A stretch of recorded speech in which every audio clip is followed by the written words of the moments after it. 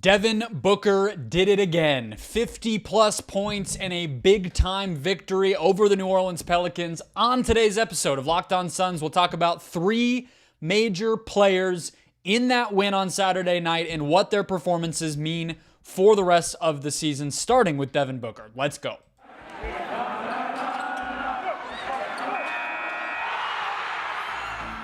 You are Locked On Suns, your daily Phoenix Suns podcast.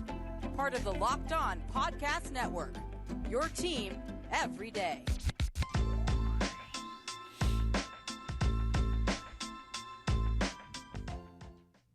We are back. This is Locked On Phoenix Suns. We are part of the Locked On Podcast Network, and I'm your host, Brendon Kleen, a credentialed media member covering the Suns for the past 6 seasons and a writer at Suns.com and Dime Magazine. Thank you all for making Locked On Suns your first listen here on this Monday. Welcome to a new week.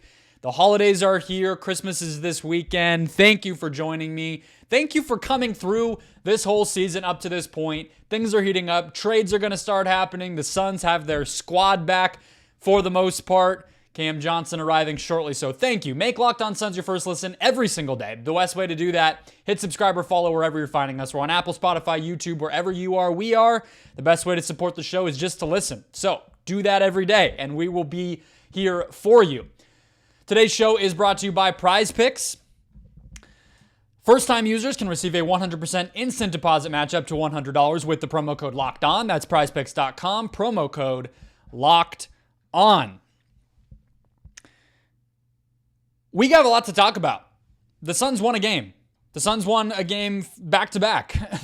They won against the Clippers, which you could take with a grain of salt. Then they come back and they beat their rival, one of, I guess, their rivals, the New Orleans Pelicans. I still feel like the Lakers and Spurs are the only real rivals that this team has. Probably could put the Mavericks in there because there's a history. But this season, for sure, it has been Suns-Pelicans. And the Suns won the game, all right? I want to go through three players that impacted that win and what their performances mean for the rest of the season. Beginning with the man of the hour, the man of the weekend, the man of the season, the man of the decade for this team, Devin Booker. If you can't tell, I'm more excited to do this show than I've been in a while. It was a rough losing streak for all of us. You heard me screaming into this thing and venting and losing my temper, and it's nice to have a win to talk about. It is nice to have a great performance from a great player. I just went back and watched the highlights of Booker's performance, and let's just start there. Again, 58 points, 21 of 35 from the field, got to the free throw line 15 times, 5 assists, just 2 turnovers, and then 6 rebounds as well. He did it in every way, shape, and form. He got to the basket. He finished at the basket. He got and ones going. He was coming off of screens for threes. In the pick and roll, he was splitting double teams if they tried to send them. He was taking pull-up threes when they blew their switches and they didn't have a man on him for a split second. He was pulling up and launching. If they dropped in the pick and roll or if they tried to go over with the perimeter defender and drop with the big man, he was getting to the basket. There was nothing really that could be done. He even got into the post a couple times. He did it against Dyson Daniels. He did it against Jose Alvarado. He did it against Herb Jones. He was magnificent. This was his best game of the season. Probably doesn't even need to be said. He's had a 50-point game this season already, but that came in a blowout win, and he didn't even need to play the fourth quarter in that one. So in this case, plays the whole game, closes out the performance with a few incredible assists late when they just say, hey, we're not letting Booker score. And he gets the ball to Chris Paul for a couple of threes, and the Suns come back from 22 points down. I think that was the biggest lead of the game, and win. This is Devin Booker's best season so far. I'm ready to say that now. And he was very, he probably shouldn't have come back against the Clippers last week, and so that deflated his stats a little bit, I'm sure. But still, his case is, it's undeniable. You know, I don't know if it'll be an MVP season. He's still in that race, but probably on the back side of it right now, just because of the records of the teams ahead of Phoenix, the fact that there's some individual seasons going on that are probably better than his on similar types of teams, but he's still firmly in that. It doesn't even really matter so much whether he gets that honor or not. That has to do with a lot more than just him. But as it pertains to just his performance, the combination of efficiency, impact, and production is in a place where I don't think it's ever been. Now, I've pointed to the 2019-20 season. I always try to remind people, hey, that season, please do not overlook it. He was magnificent. He had a 30% usage rate, a 30% assist rate. So you add those together. When he's on the floor, he's affecting the game with a pass, with an assist, a score, or a turnover 60% of the time. And what he did with that was shoot with a 62% true shooting percentage, which combines twos, threes, and free throws, and help the Suns turn around a season and go close to 500, and then obviously the bubble, he explodes. Last year, I would probably put right up there as well, but there were a few things that I would say held him back a little bit. I think it was the best defensive season of his career last year, but the assists weren't quite there. He missed a couple more games, and so I think you could go either way between 2019-20 or last season. But this year, he's kind of adding up all the different components. I think he's taken a step back defensively. He loses people on the ball, off the ball quite a bit, but offensively, he's putting all of it together. His assist percentage is way higher. A lot of that coming from the games when Chris Paul was out, but a lot of them also coming from moments when he has just had the ball in his hands with Chris Paul in there. The Mavericks game to open, some of those early season games that were close. Book was the one driving the offense late.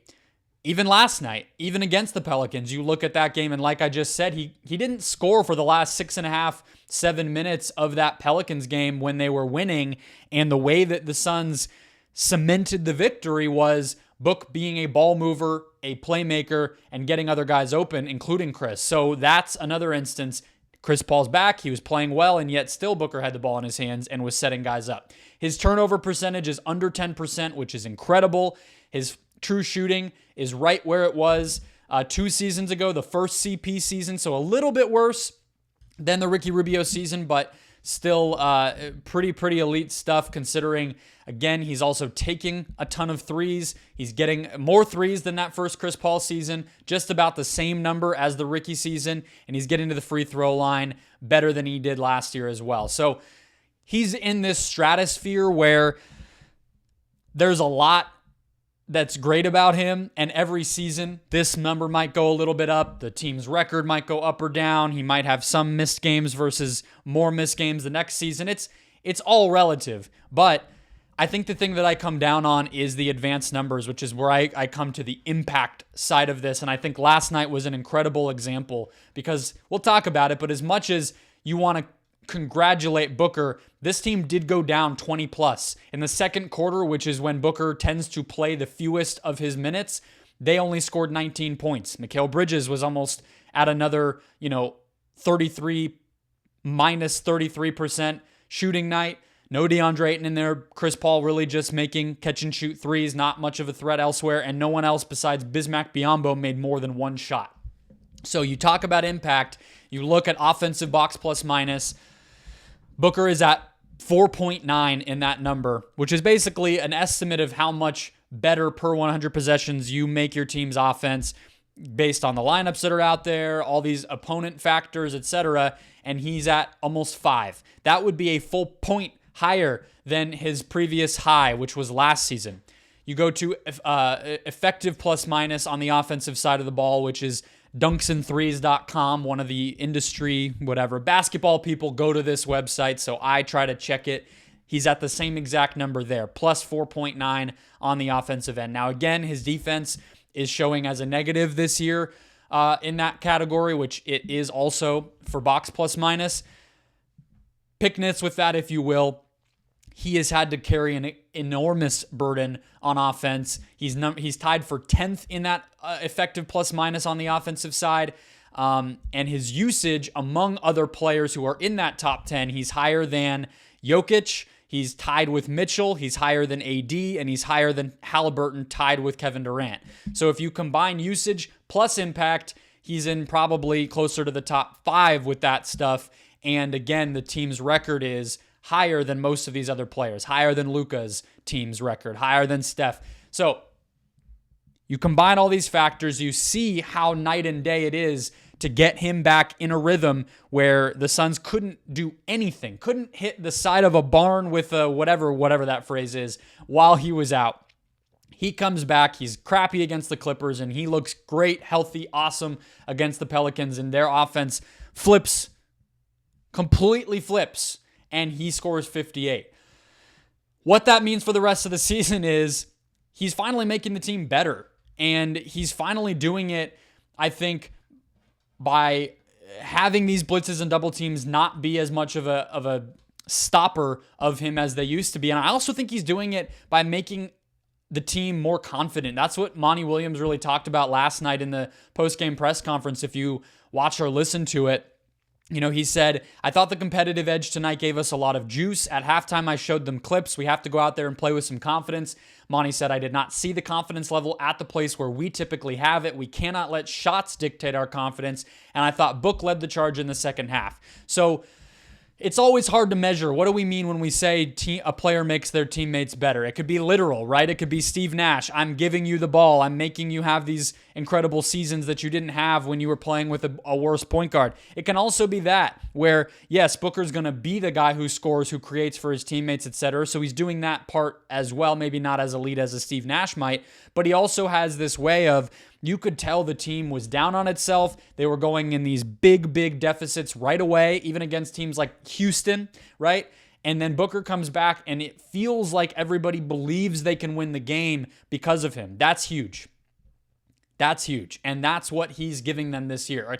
On top of what probably is his best season of all time, it is also a season where you feel that they are galvanized when he's playing at that level. I'm not saying that hasn't been there in the past, but it's much more noticeable this year. Monty's pointing to it as well, and we got to see what it looks like when he wasn't out there. It was pretty darn ugly.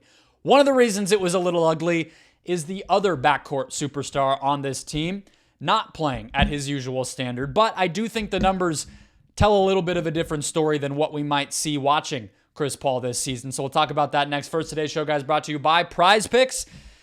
You know I love Prize Picks. I actually had a little bit of a budget for myself in the past where I would say, okay, this is how much I'm putting into anything of this type every month.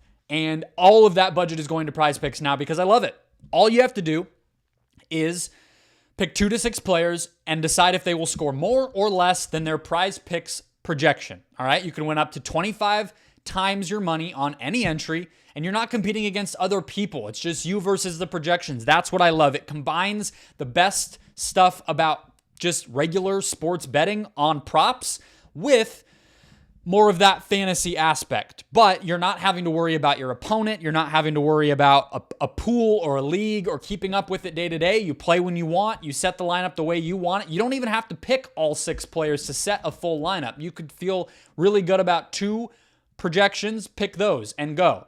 You can go basketball, football, even esports, tennis, boxing, disc golf, if you're into that. Entries can be made in 60 seconds or less, guys, and it's safe and fast withdrawals every time. So download the PrizePicks app or go to prizepicks.com to sign up and play daily fantasy sports. First-time users can receive a 100% instant deposit match up to $100 with the promo code LOCKEDON, which means if you deposit $100, PrizePicks puts $100 right back in your pocket. So don't forget to enter promo code LOCKEDON and sign up for an instant deposit match up to $100. Today's show also brought to you by Turo. Turo is the world's largest car sharing marketplace. With Turo, you can book any car you want, wherever you want it, from a community of local hosts. Browse a huge selection of vehicles for just about any occasion or budget across the United States, UK, Canada, and Australia. For instance, book a spacious SUV or minivan for a road trip with your family. Get a classic or luxury car for that special event or birthday trip. Find affordable economy cars if you're on a budget. Test drive that new electric vehicle you've had your eye on to see if it fits your life. Many Turo hosts can even deliver the car right to you, making it even easier. Every single trip on Turo is backed by liability insurance. Terms, conditions, and exclusions apply. So forget boring rental cars and find your drive at Turo.com. All right, guys, let's get back into it. Talked about Devin Booker, what his performance on Saturday night against the New Orleans Pelicans means for the rest of the season. Want to talk next about Chris Paul. And we'll get to Josh Okogie to close the show out because I don't want you to think I forgot about him. The best 0 of 3 performance in an NBA game that I've seen in a long time. But Chris Paul is where we'll go next. All right. He's back. I think we can say that. His past few games, I think it's fair to say, since he's come back from the injury, on the whole, I think he's been better than he was before the injury, all right? Before what they're calling right heel soreness BS to me, right? I mean, Monty Williams basically told us that it wasn't really heel soreness. He referred to it as a foot injury multiple times. To me, I feel like plantar fascia or something like that is most likely. He was not in a cast while he was out. We saw him getting shots up numerous times during his injury. I understand, right heel soreness would add up there too. I'm not sure what right heel soreness is. That's not an injury that's common. It also, if something's sore for a month, you tend to believe, okay, it must be being caused by an injury. You don't just get sore out of nowhere, right? But anyway, he's back. Injury seems to be behind him. We're not going to know what that injury was. I do think it's worth keeping in mind that him being back doesn't just mean that's over because of the Gray explanation we got. But the past 3 games, 16 points and 7 assists, 15 points and 13 assists. And then last night against the Pelicans, 18 points and 8 assists. Now, the Rockets game, the first one I listed, the 16 and 7, they were bad in that game, and he was 5 of 17 from the field. But again, even getting that many shots up, playing 38 minutes the way that he did feels like a promising sign, and he's continued it. I think a couple of things, though, from last night jump out to me. All right. One is his willingness to take more threes. And that was a real conversation point before he got hurt of, does he have the quick trigger when he catches the ball open from behind the arc? And I've talked about this on the show. It clearly is uncomfortable to him in a way that surprises me, okay? Because he played next to James Harden, right? He played in a team that in the modern NBA was one of the bigger outliers we've had in terms of how many threes they took relative to the rest of the NBA. They were very much ahead. Other teams take a ton of threes now too, but the Rockets were just, that was what they were built around. And so you'd think Chris Paul would have had that in his back pocket, right? You would have thought, okay, when he played with Harden on those Rockets team for 2 years, he was bombing away on these catch and shoot threes, but he really wasn't. He was a guy where he was taking more threes. You can see that in his stats for sure, right? When he was in Houston, he took more threes, but his percentage of them that were catch and shoot versus pull up, almost exactly the same as the rest of his career when he was playing with, nobody in New Orleans, when he was playing with David West, when he was playing with Blake Griffin, and he had the ball in his hands all the time versus not having the ball and playing next to Harden, same thing. And so there's a level of discomfort there. He did it more last night. He was 5 of 7 from deep. He made 2 or 3 deep ones in the end of the game in the fourth quarter when they were trying to get the ball out of Booker's hands to really shore it up. You would hope that would keep him moving along in that direction as the season goes forward. I liked what Monty had to say about this as well. He was asked if Chris is getting more comfortable playing off the ball, and he said, no, everyone is like, shoot it. We want him to take, if Chris took 6, 7, 8 threes a game, we would all be happy. We know that is what he works on every day. He knocked down the ones we needed for sure. Monty continued, there was one in the corner. I couldn't even see if he could see the bucket. And he knocked that one down. The one he hit on the left wing was almost like a dagger. That gave us the confidence to go back down and play better defense. All right, so kind of like the confidence point I made about Booker. The team knows Chris needs to do that, right? And that tells us a couple of things. It tells us that, well, one, Monty's saying he works on that aspect of his game, which is probably something he didn't put a lot of work in the past. He also, if the whole team is encouraging him and kind of in his ear about it, right, that to me makes me feel even more like it's an emphasis. It's not to say that might sound kind of obvious, but we've kind of known that Chris Paul was going to need to adapt for 3 years on this Suns team, right? 2+ years. We're in year 3 of this. And he didn't really do it as much as you might have liked, right? I mean, it's one thing for Chris Paul to be able to point out that, okay, yeah, against the Bucks and against the Mavs, he wasn't at 100% in various moments of that. But it's another thing to say, well, I mean, part of the reason the Suns couldn't adapt out of that struggle and that no one else was really able to step up in place of him when he's struggled in the playoffs in the past, it's because he wasn't willing to give up all of that responsibility, right? And so I think this game could become a stepping stone where this team can look at it on tape, they can feel what it felt like, and they can say, that's our recipe, right? McHale got it going early. Booker got it going early. It was very much those two driving the offense in the first quarter. The second quarter, things got ugly. You don't want that to happen. That's a separate conversation. Third quarter, Booker goes off, scores 18, I believe, and keeps it going to start the fourth quarter. And then he became the distributor, passer, everything else, and Paul was able to take advantage. I still think there's a path for those two to coexist in this type of way going down the stretch of the season. Chris Paul has not been his best, but he is taking more threes, making a higher percentage of them. That's obvious in the numbers. His shooting percentage overall is still not great. He's not making his twos. He's not really getting to the free throw line, although he's never really done that as a Sun, but the assists are still there. Like, it's really just getting to that elbow jumper and making that elbow jumper. That doesn't feel like it's there right now, and he's hesitant on those shots. But everything else, you can still squint a little bit and feel like, all right, maybe there's still a little bit of that left in him, and if he can be more of that co-pilot, the guy who's taking the stress off of Booker, then I think he can still be valuable, but it needs to look a lot more like it did on Saturday and a lot less like it's looked in some of these other games where he is just having the ball in his hands and not doing anything with it. That can't happen. Let's close things out with nonstop. Mr. Nonstop. Josh Okogie, 23 minutes played, no points or no field goals made, and yet one of the most impactful performances by any Sun in crunch time all year. Talk about that next. First, today's show brought to you as well by ExpressVPN. We all know ExpressVPN protects your privacy and security online, but here's something you might not know.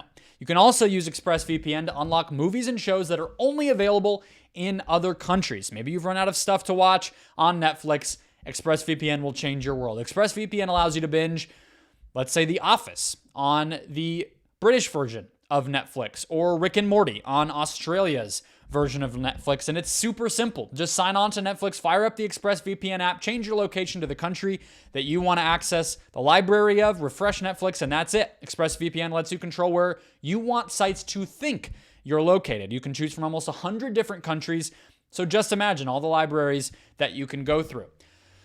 It's also not just Netflix. ExpressVPN works with any streaming service, whether that's Hulu, the BBC iPlayer, YouTube, you name it. There are hundreds of VPNs out there, but the reason we love ExpressVPN here on the Locked On Podcast Network to watch shows is because it's ridiculously fast. There's never buffering or lag, and you can stream in HD without a problem. ExpressVPN also works on all devices, so whether that's your phone, your TV, your iPad, whatever it might be. So you can watch what you want on the big screen or on the go. So if you want to get access to hundreds of new shows, go to expressvpn.com/lockedon right now, and you can get an extra 3 months of ExpressVPN for free. That's expressvpn.com/lockedon, expressvpn.com/lockedon to learn more. Josh Okogie played 23 minutes, had 4 fouls, and yet I think he was the second or third most important player in crunch time for the Suns late in the Pelicans game. I think Chris Paul has a case there as a good decision maker and the guy who was making those threes, and then Booker as well, which is why I started with them. But we'll get to Okogie now because he was huge too. He really, really was. On both ends. Let's start with the defense. I was going through the stats, and you can look at matchups on NBA.com. You can look at when this player defended this player, what happened. I swear you used to be able to do it by the game. I don't know if they took that away. The NBA website loves to mix and match things, but I went back and double-checked the tape itself to get the conclusive answer for all of you. Zion had 6 turnovers last night. 3 of them were when he was guarded by Josh Okogie. And as best I can tell, he was only guarded by Okogie for about 6.5 minutes total in the game. Zion played 39 minutes, all right? And so that substitution, that adjustment with Okogie closing the game might have turned the tide, putting him on Zion and on offense as well. We'll talk about that part in a second. But it's pretty incredible to think that Zion Williamson, who has been the bane of the Suns' existence for a week now, 3 straight games where he scored 30-plus against this team, shot like 75% from the field in every single one of them, and Okogie, who is like 6'4", not that Zion's huge either, tall, but he has at least 2, 3, 4 inches on Okogie, and like 100 pounds, right? I mean, I don't even mean that in, I'm not doing the Zion's fat thing. I'm doing the Zion's a freaking ripped beast thing. And Okogie is not, right? In the same way. All of that said, Okogie was the guy that finally had an answer for it. 3 turnovers, and then also what Monty talked about especially was being able to guard without fouling, right? Monty mentioned, he only got 16 shots up and then only 7 free throws. Monty said that Josh did a really great job of making it tough for him to catch where he wanted to get, which is normally in a lot of those plays, it's like the top of the key, like where the free throw circle is before the 3-point arc, where like in a high school gym, there would be no space, kind of that area. That's where Zion they run all this action ahead of time, and then it ends with shooters kind of spraying out and Zion catching the ball in the middle of the key for an ISO, pretty much, and he wants to go left. We all know that. That's the game plan. Try to get Zion to not be able to go left. No one can do that. But still, preventing him from catching it and then being able to get in his way and either make him give it up, make him turn it over, or, at least just not foul him when he does score. Those are the things that you need to be able to do, and Okogie was the guy to do it. Torrey Craig was not good in this game. All right? 20 minutes, no points scored, -10 in the box score. Team worst. All right? Ish Wainwright, who I'm not sure how many real possessions he had guarding Zion because he was only in the game for 6 minutes. He also was a -10. So Okogie, he was already the 6th man in this game. He was the first player to check in for the Suns in place of Torrey Craig right away. He played the most minutes off the bench, and he made the biggest impact off the bench. Let's talk about the offense, and then I want to look forward. All right, so offensively, look, no, he did not make his shots. He didn't make any threes. He didn't take a lot of threes. He was often put into position where he was having to attack a closeout. He put up the first 3-pointer that he was closed out on. He got to like the mid-paint area, tossed up a floater that ended up being pretty ugly, hit the front of the rim. Then he took 2 threes, missed them both. All right, those were his field goal attempts. But what he did do is he moved the ball, he cut, he drove, he absorbed contact, and he got to the free throw line and got offensive rebounds. And those were both very, very important. He had 2 possessions down the stretch where he grabbed offensive rebounds. On one of those possessions, I believe he grabbed 2 offensive rebounds in the same possession and ended with a made 3. And then he got to the line more than anybody not named Devin Booker. If you're telling me anyone gets 8 free throw attempts on this Suns team that struggles to do that so much, I don't care who it is. I'm going to give them their kudos for the game. So he did that. All right. So he's been scoring the ball better. He's been having better luck as a 3-point shooter, as a touch on those inside floater and layup type shots. Didn't happen for him last night, but the free throw shooting, the free throw drawing, foul drawing, and the offensive rebounding are always going to be there because he plays super duper hard, and the defense I just talked about. So again, he was already the 6th man. What happens from here? I think you have to start thinking about putting him in the starting lineup for Torrey Craig. I really mean that because you see the impact that it's able to have. We have seen so many of these cold performances from Mikal Bridges this season where it just can't happen on both ends. If Mikal is having to guard a great offensive player on every possession and having to score the ball at a high level, I do think it's and play as many minutes as he does, that is asking a lot. There are very few players in NBA history that have been able to be high-level, all-star level offensive and defensive players at the same time.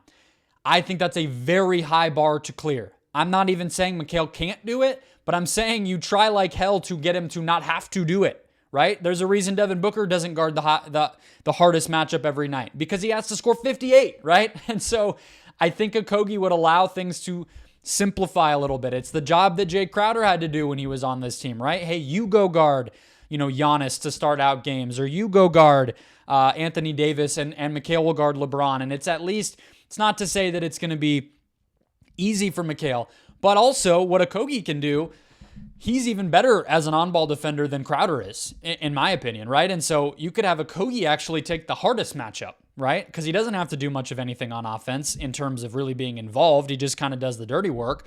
Put Okogie, who do they play next? On Monday, they play the Lakers. Put Okogie on LeBron and put Mikal on Anthony Davis is out, right? So Mikal can guard Dennis Schroeder, right? I mean, that's really nice because Schroeder is not a real huge threat. And so then you could see a game where Mikal can go off for 25 points because all of a sudden, wow, look, I don't have to be busting my butt every single possession down. Plus, I think Okogie has just earned it. He plays harder than most of these guys every night. He's doing it on both ends. He's getting the minutes. He's earning the trust. And Torrey Craig has been too inconsistent. I mean, it's been 3 seasons now. We know that Torrey Craig has those inconsistencies. You don't want to have to rely on him. Put Okogie in that starting lineup. That's where I feel like we should be going. Not over Cam Johnson, not, maybe when Cam Payne comes back, things are different. Who knows? There's a lot of ways you can slice things. I'm not saying Okogie is just this godsend answer to every single problem or that he should just be given this starting unit role forever. But right now, while they're just trying to make do, he has proven himself in a way that a lot of other guys have not. That'll do it for today's show, guys. Big win, as I told you. I was very excited to do this show. Back-to-back at home this week to start the week off, so I'll have post-game recap shows for you after both. We have a game on Friday against Memphis. Maybe you'll get a bonus show. Who knows? It'll be Christmas Eve. I'm not too sure. You have Aaron Edwards to look forward to. So hit follow, hit subscribe, wherever you're finding the show.